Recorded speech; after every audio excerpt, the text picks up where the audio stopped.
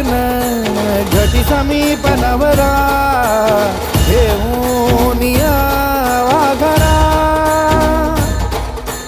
गृहोते मधुपर का पूजन करा अंतपटाते धरा दृष्टा दृष्ट मधुवरा न करता दोघे करावी उभी वासंती बहुगलबला न करणे पूर्यात सदा मंगलम् शुभमंगल सावधान मंगल सावधान